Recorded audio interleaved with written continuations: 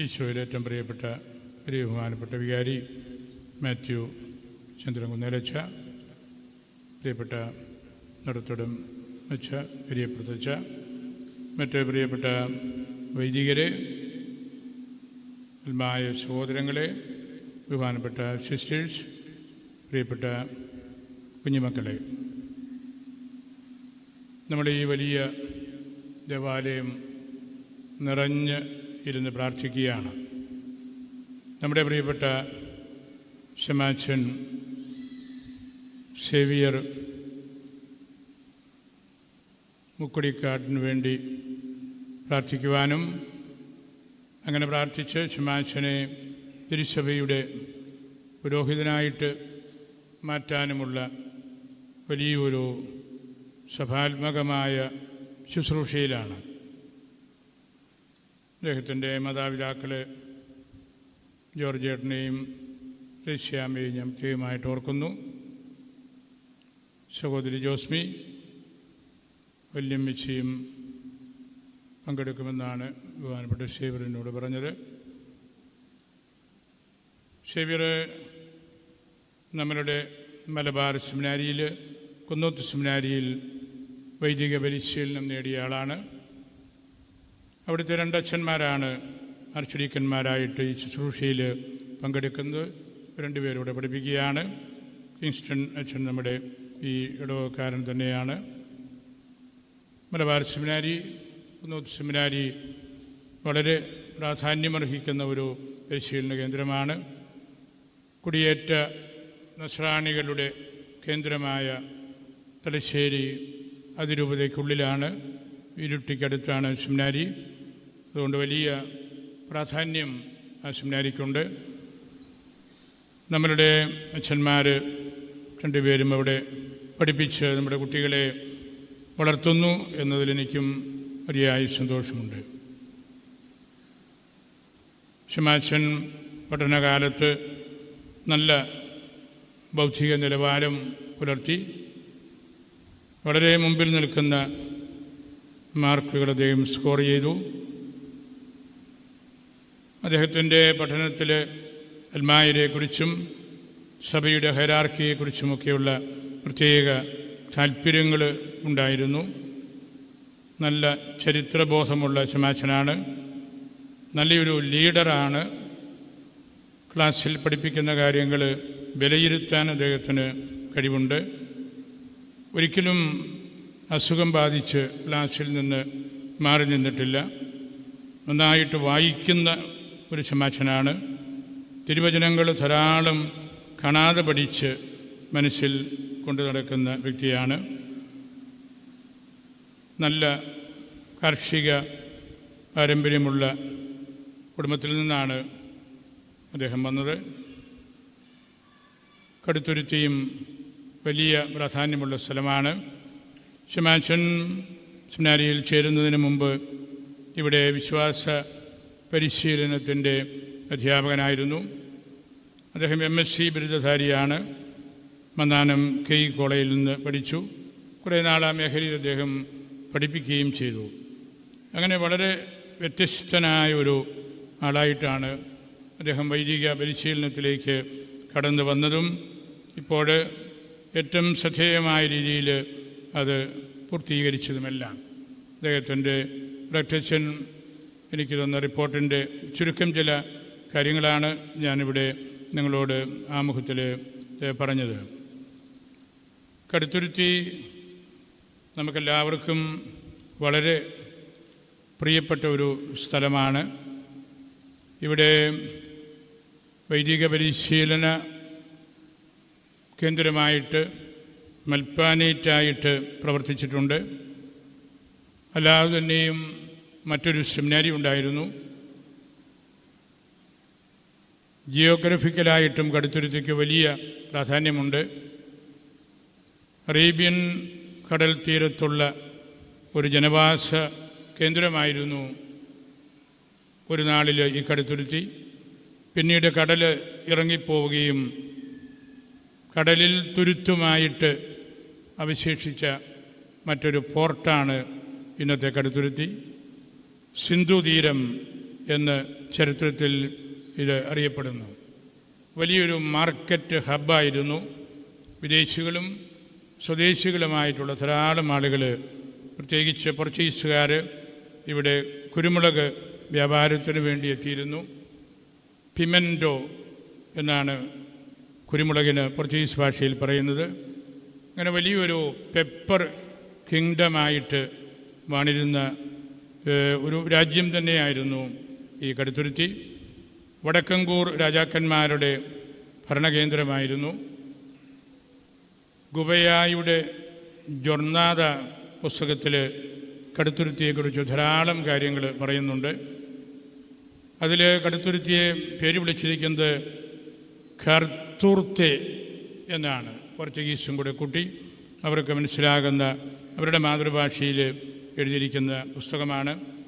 അതിൽ പ്രത്യേകമായിട്ട് പറഞ്ഞിരിക്കുന്ന ഒരു കാര്യം, Kaduthuruthy is described as the most Noble place with religious tolerance and cooperation.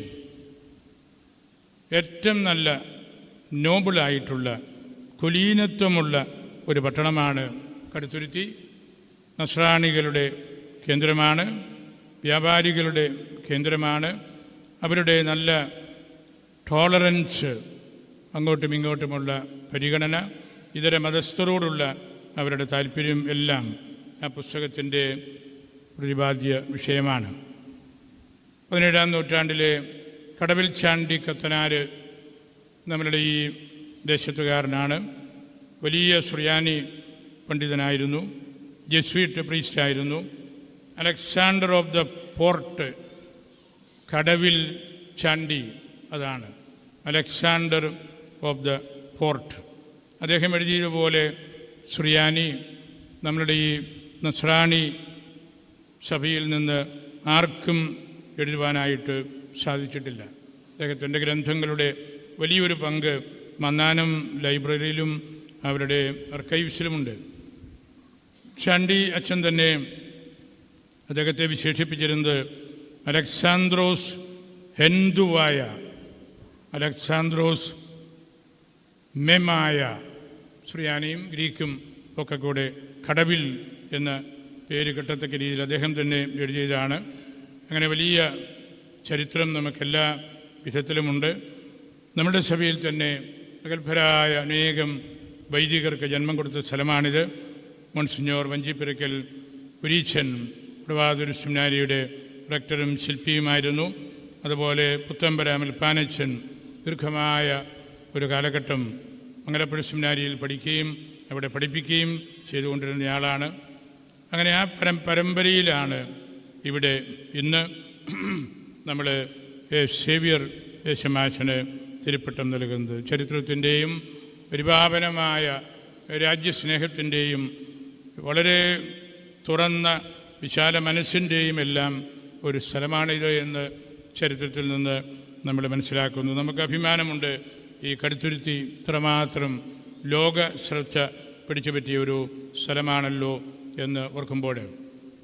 നമുക്ക് പട്ടം കൊടുക്കുന്ന ശുശ്രൂഷ ക്രമത്തിലെ മനോഹരമായൊരു പ്രാർത്ഥനയാണ് ദാസർക്കാത്മീക നാണയമാം കക്ര നൽകിയ എന്ന് തുടങ്ങുന്ന ആ മനോഹരമായ കീർത്തനം. ദൈവം നമുക്ക് തിരുപ്പട്ടത്തിലൂടെ അടിസ്ഥാനപരമായ കക്ര നാണയം നൽകുകയാണ്. പ്രത്യേകിച്ച് പരിശുദ്ധ കുർബാന അർപ്പിക്കാനും മാമോദീസ പരികർമ്മം ചെയ്യാനും. കക്ര എന്ന വാക്ക് ഉത്ഭവിക്കുന്നത് ക്രെക്ക് എന്ന സുറിയാനി വാക്കിൽ നിന്നാണ്. നമ്മുടെ പ്രാർത്ഥനകളിലൊക്കെ നിറഞ്ഞു നിൽക്കുന്ന ഒരു പദമാണല്ലോ കക്ര. ക്രെക്ക് എന്നാൽ കറങ്ങുക എന്നാണ് അർത്ഥം. നാണയം എന്ന് നമ്മൾ പൊതുവെ പറയുമല്ലോ. അതുകൊണ്ടായിരിക്കണം നമ്മുടെ നാട്ടിലും മലയാള ഭാഷയിൽ പണത്തിന് ചക്രം എന്നാണല്ലോ പറഞ്ഞുകൊണ്ടിരുന്നത്. നമ്മുടെ പൂർവികരൊക്കെ ചക്രമൊന്നും കയ്യിലില്ല എന്ന് പറയുന്നത് ഞാൻ കേട്ടിട്ടുണ്ട്. അതെല്ലാം അടിസ്ഥാനപരമായിട്ട് ഒറ്റ കാര്യമാണ്. ആ പേര് തന്നെയാണ് സുറിയാനിയിലും കക്ര എന്നതുകൊണ്ട് ഉദ്ദേശിക്കുന്നത്. കക്ര അതിൻ്റെ ഷെയ്പ്പ് കൊണ്ടും ഉപയോഗം കൊണ്ടും ചക്രം പോലെയാണ്. ഒരു നാണയത്തിൻ്റെ ഷെയ്പ്പ് ചക്രം പോലെയാണല്ലോ. അത് കറങ്ങാനുള്ളതാണ്, നിശ്ചലമായിട്ട് ഇരിക്കാനുള്ളതല്ല. അത് കറങ്ങി അനേകരിൽ എത്തേണ്ടതാണ്. അങ്ങനെയാണ് പുരോഹിതൻ ചെറുതും വലുതുമായ കാര്യങ്ങൾ വഴി എല്ലാവരിലും എത്തുന്നത്. തിരുപ്പട്ട ശുശ്രൂഷ ഹൂത്താമായിൽ നിനക്ക് ലഭിച്ച താലന്തുകൾ, കക്രാകൾ വർദ്ധിപ്പിച്ചു കഴിയുമ്പോൾ അവിടുത്തെ പ്രത്യാഗമനത്തിൻ്റെ മഹനീയ ദിനത്തിൽ അവയുടെ മേൽ നിന്നെ അധികാരപ്പെടുത്തട്ടെ എന്നാണല്ലോ പ്രാർത്ഥിക്കുന്നത്.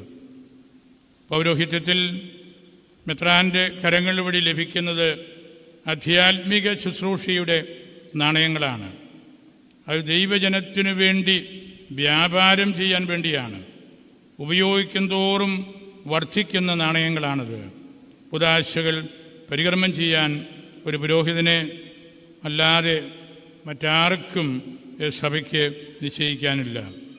തന്മൂലം ഒരു പുരോഹിതനും ദൈവജനത്തിന് നൽകേണ്ട ഉദാശകളും മറ്റ് ആത്മീയ ശുശ്രൂഷകളുമാണ് ഈ നാണയങ്ങൾ, ഈ പണം, ഈ ചക്രം, ഈ കക്ര. ആ ഒരു ബോധ്യത്തിലാണ് ഓരോ ശമാശനും ഈശോയുടെ തിരുപ്പട്ടം സ്വീകരിക്കുന്നത്. ഇന്നത്തെ സുവിശേഷത്തെക്കുറിച്ചുകൂടെ 1-2 നിമിഷങ്ങളൊന്ന് പറഞ്ഞുകൊള്ളട്ടെ. നമുക്ക് ഏറ്റവും പരിചയമുള്ള നമ്മുടെ ശ്ലീഹായുടെ വിശ്വാസ പ്രഖ്യാപനമാണ് നമ്മൾ കേട്ടത്. എല്ലാവർക്കും അത് പരിചയമുണ്ട്. വളരെ സമ്പന്നമായ ഒരു തിരുവചന ഭാഗമാണിത്. യോഹന്നാൻ ശ്ലീഹ ഈ സംഭവത്തിലൂടെ he conjoined the lord with God. എൻ്റെ കർത്താവ്, എൻ്റെ ദൈവമേ, എൻ്റെ കർത്താവ് എൻ്റെ ദൈവവും കൂടിയാണ് എന്ന് പറഞ്ഞ് യോഹന്നാൻ തൻ്റെ സുവിശേഷത്തിൻ്റെ പൂർത്തീകരണം അവിടെ കണ്ടെത്തുകയാണ്. തോമാസ് ശ്ലീഹായിലൂടെ അത് പറയപ്പെടുമ്പോൾ നമുക്ക് കൂടുതൽ സന്തോഷം നൽകുന്ന ഒരു കാര്യവും കൂടിയാണിത്. എൻ്റെ കർത്താവ് എൻ്റെ ദൈവവും കൂടിയാണ് എന്ന് പറഞ്ഞപ്പോൾ വേദശാസ്ത്രികൾ പറയാറുണ്ട്, യോഹന്നാൻ്റെ സുവിശേഷത്തിൻ്റെ എൻഡാണത്, പിന്നെയൊന്നും പറയാനില്ല. ആ കാര്യമാണ് യോഹന്നാൻ ആത്യന്തികമായിട്ട് പറയാനായിട്ട് പരിശ്രമിച്ചത്. ആ ഒരു വലിയ പ്രഖ്യാപനത്തിൽ കർത്താവിൻ്റെ പുനരുത്ഥാനത്തിൻ്റെ അടിസ്ഥാനപരമായ കാര്യമാണല്ലോ അവിടെ പറഞ്ഞിരിക്കുന്നത്.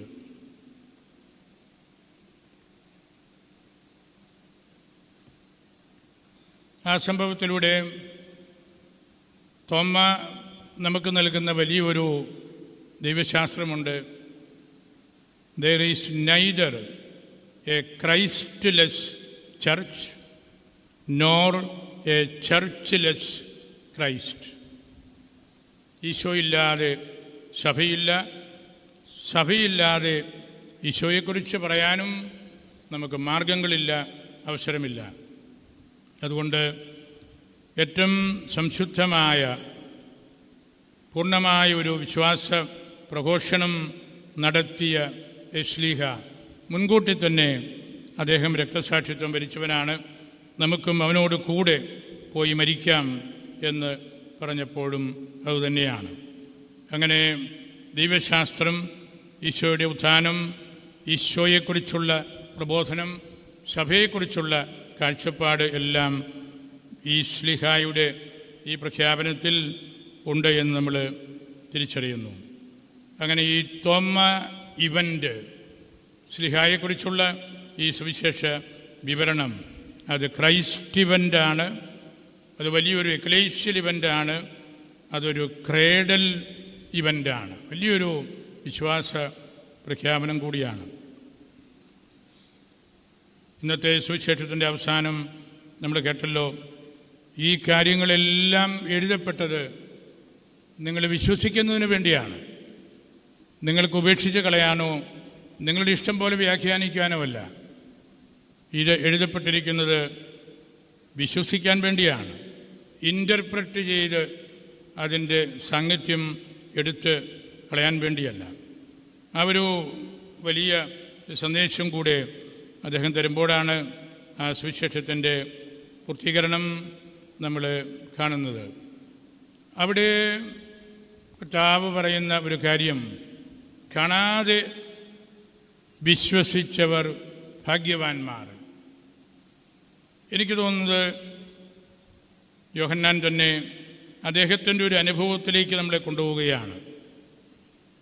കല്ലറ ശൂന്യമാണെന്ന് കേട്ടപ്പോൾ പത്രോസും യോഹന്നാനും കൂടെ കല്ലറയിലേക്ക് ഓടി. അവിടെ അവർ ആശ്ചര്യപ്പെട്ടു. യോഹന്നാൻ കല്ലറയ്ക്കുള്ളിൽ ഇറങ്ങി, ആദ്യം പത്രോസ് ഇറങ്ങി. എന്നാൽ അവർ ശരീരം കണ്ടില്ല, കച്ചയാണ്, തുണിയാണ് അവർ കണ്ടത്.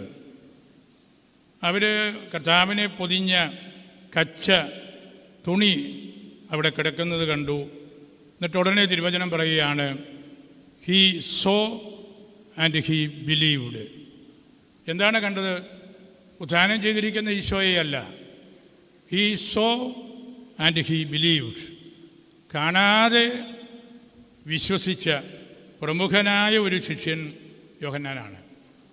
കാണാതെ തന്നെ അദ്ദേഹത്തിന് മനസ്സിലായി ഈശോ ഉദ്ധാനം ചെയ്തെന്നും ഈശോ അവിടെ നിന്ന് കർത്താവിൻ്റെ ദൈവത്തിൻ്റെ പക്കലേക്ക് യാത്രയാവുകയാണെന്നും എല്ലാം. അതുകൊണ്ട് നമുക്കും കർത്താവിൻ്റെ ഉത്ഥാനം മനസ്സിലാക്കാനായിട്ട് അവിടുന്ന് സംസ്കരിക്കപ്പെട്ടപ്പോൾ അവരണിയിച്ച ആ വസ്ത്രമാണ് ഒരു പ്രധാനപ്പെട്ട കാര്യമായിട്ട് നിൽക്കുന്നത്. തോമായും മറ്റുള്ളവരുമൊക്കെ വ്യത്യസ്തരാണ്. ഈ ശ്ലീഹായിലാണ് ഭാവിയിലുള്ള എല്ലാവരും വിശ്വസിച്ചുകൊണ്ടിരിക്കുന്നത്. He saw and he believed. ഒരു സിമ്പിൾ കണ്ടപ്പോൾ അവൻ വിശ്വസിച്ചു, കാണാതെ വിശ്വസിച്ചു.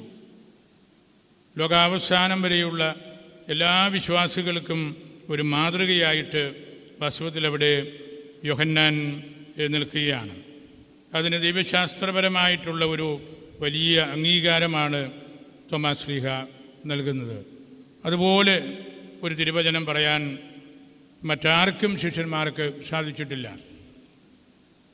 നമുക്കും അവനോട് കൂടെ പോയി മരിക്കാം. നീ എവിടേക്കാണ് പോകുന്നത്? വഴി അറിയുന്നില്ല. എൻ്റെ കർത്താവേ, എൻ്റെ ദൈവമേ.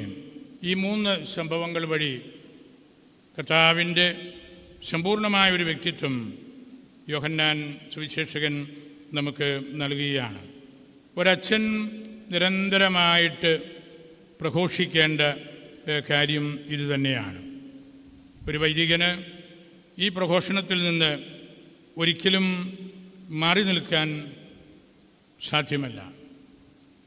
യോഹന്നാൻ തന്നെ തൻ്റെ സുവിശേഷത്തിൻ്റെ അവസാന ഭാഗത്ത് മറ്റൊരു കാര്യം കൂടെ പറയുന്നുണ്ടല്ലോ.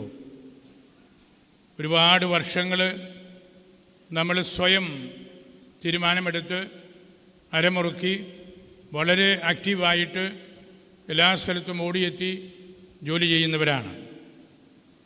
എന്നാൽ someone else will tie us up and take us where we would never go as our own. മറ്റൊരുവൻ വന്ന് അരമുറുക്കി നമ്മൾ ഒരിക്കലും ആഗ്രഹിക്കാത്ത സ്ഥലത്തേക്ക് കൊണ്ടുപോകും. അത് വാർദ്ധക്യത്തിൽ നമ്മളെ പാലിയേറ്റീവ് കെയറിൽ കൊണ്ടുപോയിടുന്നതാണെന്ന് ഞാൻ കരുതുന്നില്ല. യോഹന്നാനിവിടെ പറഞ്ഞിരിക്കുന്നത് മറ്റൊരുവൻ, അതൊരു ഉപാധകുതിശയാണ്, ഹോളി സ്പിരിറ്റാണ്. മറ്റൊരുവൻ വന്ന് അരമുറുക്കി ഈ വ്യക്തിയെ നല്ലപോലെ ബലിഷ്ഠനാക്കി പൂർണ്ണതയിലേക്ക് കൊണ്ടുവന്ന് അവൻ ആഗ്രഹിക്കാത്ത സ്ഥലത്തേക്ക് കൊണ്ടുപോവുകയാണ്. ഈ സേവ്യറിൻ്റെ അരമുറുക്കുകയാണ് നമ്മുടെ ഈ പ്രാർത്ഥനയിലൂടെ. സേവ്യറിനെ കരുത്തുള്ളവനാക്കുകയാണ്. സേവ്യർ ആഗ്രഹിക്കാത്ത തലങ്ങളിലേക്ക് പാപങ്ങൾ മോചിക്കാൻ, പരിശുദ്ധ കുർബാന അർപ്പിക്കാൻ, പിശാചുക്കളെ ബഹിഷ്കരിക്കാൻ, അങ്ങനെയുള്ള തലങ്ങളിലേക്കെല്ലാം കൊണ്ടുപോവുകയാണ്. യോഹന്നാൻ തീർച്ചയായിട്ടും ഉദ്ദേശിച്ചിരിക്കുന്നതാണെന്നാണ് ഞാൻ കരുതുന്നത്. മറ്റൊരുവൻ റുഹാദെ കുദിശ നമ്മുടെ അരമുറുക്കുമ്പോഴാണ് ഒരു വൈദികന് കർത്താവിൻ്റെ കൂട്ടത്തിൽ എന്നും ആയിരിക്കാൻ സാധിക്കുന്നത്. ആ ഒരു ബോധ്യത്തിലാണ് അവനെന്നും ജീവിക്കുകയും പെരുമാറുകയും ചെയ്യേണ്ടത്. തിമത്തിക്കുള്ള ലേഖനത്തിൽ 2 തിമത്തി 1 തുടങ്ങിയ തിരുവചനത്തിൽ പൗലോസ് പറയുന്നു, നിന്റെ നിർവ്യാജമായ സ്നേഹം ഞാൻ അനുസ്മരിക്കുന്നു. പൗലോസിൻ്റെ തുടർച്ചയിൽ വരേണ്ട മെത്രാൻ അല്ലെങ്കിൽ അതിനടുത്ത ആളിനെക്കുറിച്ചാണ് ഈ പറയുന്നത്. അദ്ദേഹത്തിൻ്റെ ആ ബോധ്യം ഒരു ലീഡർഷിപ്പിലേക്ക് ഒരാളെ കൊണ്ടുവരാൻ വേണ്ടി നിൻ്റെ വല്യമ്മയായ ലോവീസിനും അമ്മയായ എവുദിക്കയ്ക്കും ഉണ്ടായിരുന്ന വിശ്വാസം ഇപ്പോൾ നിനക്കും ഉണ്ടെന്ന് എനിക്ക് ബോധ്യമുണ്ട്. അമ്മയുടെയും വല്യമ്മയുടെയും വിശ്വാസം കാത്തുസൂക്ഷിക്കാൻ സാധിച്ചാൽ അത് മാത്രം മതി നിന്നെ ലീഡർഷിപ്പിലേക്ക്, സഭയുടെ ലീഡർഷിപ്പിലേക്ക് കൊണ്ടുവരാനായിട്ട്. തുടർന്ന് അദ്ദേഹം പറഞ്ഞു, എൻ്റെ കൈവെപ്പിലൂടെ നിനക്ക് ലഭിച്ച ദൈവിക വരം വീണ്ടും ഉജ്ജ്വലിപ്പിക്കണമെന്നാണ് ഞാൻ നിന്നെ അനുസ്മരിപ്പിക്കുന്നത്. ഇതൊരു വളരെ റാഡിക്കലായിട്ടുള്ള ഒരു ഓർമ്മപ്പെടുത്തലാണ്. കൈവെപ്പിലൂടെ ഒരു ശമാശന് കിട്ടുന്ന കൃപകൾ അവനെ വൈദികനാക്കുമ്പോൾ അതിൽ നിരന്തരം ഒരു ജ്വലനം ഉണ്ടാകണം. അത് മറന്നു കളയരുത്, അത് കെടുത്തിക്കളയരുത്. നമ്മൾ ചിലരെയെല്ലാം കെട്ട അച്ഛന്മാർ, കെട്ട മെത്രാന്മാരെന്നൊക്കെ ഈ നാട്ടിലൊക്കെ വിളിക്കുന്നുണ്ട്. ഈ വെളിച്ചമില്ലാത്തതുകൊണ്ടാണ്. കൈവെപ്പിലൂടെ ലഭിച്ച ആ ജ്വലനം നമുക്ക് ഓൺഗോയിങ് സൈൻ ഓഫ് റിസറക്ഷനായിട്ട്, കൈവെപ്പിൻ്റെ ഒരിക്കലും സ്ഥിരതയിൽ നിന്ന് ഉറങ്ങി മയങ്ങിക്കളയാത്ത ഓൺഗോയിങ് ആയിട്ടുള്ള ഒരു ഓർമ്മപ്പെടുത്തലാണ്. അങ്ങനെ കർത്താവിൻ്റെ കൂട്ടത്തിൽ ഇരിക്കാനും ഈ വരങ്ങളൊക്കെ നഷ്ടപ്പെടുത്തിയാൽ പിന്നെ അത് തിരിച്ചെടുക്കുക എന്നുള്ളത് വലിയ പ്രയാസമാണ്. ഒരു ഇംഗ്ലീഷ് ദൈവശാസ്ത്രജ്ഞൻ ഒരിക്കൽ എഴുതി, to put toothpaste back in the tube is very difficult. പല്ല് തേക്കുന്ന ഒരു പേസ്റ്റ് രാവിലെ ഉറക്കപ്പിച്ചോടെ ഞെക്കി അത് മുഴുവൻ പുറത്ത് കളഞ്ഞാൽ, എന്നാൽ കുറച്ച് അകത്തേക്ക് മാറ്റിയിടാം എന്ന് പറഞ്ഞാൽ അത് എളുപ്പമുള്ള കാര്യമൊന്നുമല്ല. അതെല്ലാം നഷ്ടപ്പെടുകയാണ്. അതുപോലെയാണ് കൃപ നഷ്ടപ്പെടുത്തുമ്പോഴും. നമുക്ക് പാപമോചനം നേടി ഇതെല്ലാം തിരിച്ചെടുക്കാം എന്ന് സഭ പഠിപ്പിക്കുന്നുണ്ട്, ശരിയാണ്. പക്ഷേ അതെല്ലാം നമ്മൾ ആദ്യം സ്വീകരിച്ച ആ കൃപയിൽ നിന്നുകൊണ്ടാണ്. ആ കൃപ നമുക്ക് നഷ്ടപ്പെടുത്താതെ കാത്തു സൂക്ഷിക്കണം. ഞാൻ അവസാനിപ്പിക്കുകയാണ്. കാർഡിനൽ സാറ പറഞ്ഞൊരു കാര്യം കൂടി പറഞ്ഞ് അവസാനിപ്പിക്കുന്നു. സക്രാരി ബേഥനിയായിലെ ലാസറിൻ്റെയും സഹോദരിമാരുടെയും ഭവനം പോലെയാണ്. മത്തായി ഈശോയോട് വർത്തമാനം പറഞ്ഞുകൊണ്ടിരുന്നു എന്നതാണ് ഇത് തെളിയിക്കുന്നത്. അതുപോലുള്ളൊരു അടുപ്പത്തിൽ ഓരോ അച്ഛനും എല്ലാ വൈദികരും പരിശുദ്ധ സക്രാരിയുടെ മുമ്പിൽ നിരന്തരമായിട്ട് പ്രാർത്ഥിക്കുകയും അവിടെ ആയിരിക്കുന്നതിൽ അഭിമാനം കൊള്ളുകയും ചെയ്യണം. ഞാൻ അവസാനിപ്പിക്കുന്നു. വലിയൊരു പറ്റം അൽമായ വിശ്വാസികളും ശുശ്രൂഷകരും ഇതിൽ പങ്കെടുക്കുന്നുണ്ട്. ബഹുമാനപ്പെട്ട വിയാരിച്ചിനെയും സ്നേഹത്തോടെ ഓർക്കുന്നു. അദ്ദേഹത്തിൻ്റെ സകലമായ ഓർഗനൈസേഷണൽ കപ്പാസിറ്റി എല്ലാം ഈ പള്ളിക്കകത്തും മുറ്റത്തും പള്ളിമുറിയിലുമെല്ലാം കാണാൻ നമുക്ക് സാധിക്കുന്നുണ്ട്. അച്ഛൻ്റെ നേതൃത്വം കടുത്തുരുത്തിയെ വളരെയധികം മുമ്പോട്ട് കൊണ്ടുപോയിട്ടുണ്ട്. അതിമനോഹരമായ ഒരു വലിയ ഹാളും അനുബന്ധ സ്ഥാപനവും വെഞ്ചരിച്ചിട്ട് ഒരാഴ്ച കഴിയുന്നതേ ഉള്ളൂ. 2 കൊച്ചന്മാരെയും എല്ലാം ഞാൻ പ്രത്യേകമായിട്ട് ഓർക്കുന്നു. കൈക്കാരന്മാരും സിസ്റ്റേഴ്സുമെല്ലാം ഈ ദിവസത്തിന് വേണ്ടി വളരെയേറെ അധ്വാനിച്ചു. നമ്മുടെ 16 തിരുപ്പട്ടങ്ങളായിരുന്നു ഉണ്ടായിരുന്നത്. ഇന്നത്തെ കൊണ്ട് തീരുകയാണ്. വലിയൊരു എക്ലീഷ്യൽ ഇവൻ്റായിരുന്നു. ഈ സേവ്യർ കൂടെ അച്ഛനാകുമ്പോൾ 503 അച്ഛന്മാർ നമ്മുടെ രൂപതയിലാവുകയാണ്. ചരിത്ര സംഭവമാണ്. 500-നപ്പുറത്തേക്ക് കടക്കുന്ന രൂപതകളും സാഹചര്യവും വളരെ അപൂർവമാണ്. ദൈവം നമ്മോട് കാണിക്കുന്ന വലിയൊരു കാരുണ്യമാണ്. ഈ ശുശ്രൂഷയിൽ അനേകം ബ്രദേഴ്സിൻ്റെ വലിയ സാന്നിധ്യമുണ്ടായിരുന്നു. സെക്രട്ടറിയറ്റിനോട് ചേർന്ന് നിന്ന് അവരെല്ലാം കൃത്യമായിട്ട് അതിൻ്റെ ക്രമങ്ങളെല്ലാം പഠിച്ച് അന്യൂനമായിട്ട് ഈ തിരുക്രമങ്ങൾ നിർവഹിക്കുവാൻ നമുക്ക് സാധിച്ചു. സംഗീതം ഇവിടെ ഇപ്പോൾ ആലപിക്കുന്നത് ചെരുവിലച്ചനും അദ്ദേഹത്തിൻ്റെ ടീമുമാണ്. അദ്ദേഹം പല സ്ഥലങ്ങളിലുണ്ടായിരുന്നു. മറ്റു സ്ഥലങ്ങളിലെല്ലാം കവളമാക്കലച്ചനും മലമാക്കലച്ചനും അവരുടെ ടീമുമാണ് ഈണം പകർന്നത്. ഈ ശുശ്രൂഷയുടെ ഏറ്റവും പ്രധാനപ്പെട്ട ഒരു കാര്യം ആ പാട്ടുകളാണ്, കീർത്തനങ്ങളാണ്. അതെല്ലാം ഈശോയെക്കുറിച്ചാണ്, വൈദികരെക്കുറിച്ചാണ്, സഭയെക്കുറിച്ചാണ്. അതിലൂടെ നമുക്ക് കർത്താവുമായിട്ട് കൂടുതൽ ബന്ധപ്പെടാനും ഈ തിരുപ്പറ്റത്തിൻ്റെ ആത്യന്തികമായിട്ടുള്ള അർത്ഥം മനസ്സിലാക്കാനുമെല്ലാം സാധിക്കും. വലിയൊരു ശൃംഖല സെക്രട്ടറിയറ്റുമായിട്ട് ബന്ധപ്പെട്ട് അവർ വർക്ക് ചെയ്തു. അവരെ ഞാൻ പ്രത്യേകമായിട്ട് ഓർക്കുകയാണ്. ദൈവം നമുക്ക് ഈ പ്ലാറ്റിനം വർഷത്തിൽ അതിൻ്റെ സമാപനത്തിലും അതിൻ്റെ ആരംഭത്തിലുമെല്ലാം നൽകിയ ഏറ്റവും വലിയ കൃപയാണ്. ഇത്രയും നല്ല അച്ഛന്മാർ, വളരെ മിടുക്കരായ അച്ഛന്മാരാണ്. സേവറിനെ കുറിച്ച് ഞാൻ പറഞ്ഞല്ലോ, വളരെ മിടുക്കനായ ഒരു അച്ഛനാണ്. വ്യത്യസ്ത മേഖലകളിൽ ഇരുത്തം വന്ന ഒരു അച്ഛന്. ആ ഒരു വലിയ സന്തോഷം നമുക്കെല്ലാവർക്കുമുണ്ട്. അദ്ദേഹത്തെ പഠിപ്പിച്ചവരും ഇവിടെ സന്നിഹിതരാണ്. പരിശുദ്ധ അമ്മയ്ക്കും പരിശുദ്ധ അൽഫോൻസാമിക്കും സേവ്യർ ശംശാനായെ സമർപ്പിച്ച് പ്രാർത്ഥന യാചിച്ച് എൻ്റെ വാക്കുകൾ ഉപസംഹരിക്കുന്നു.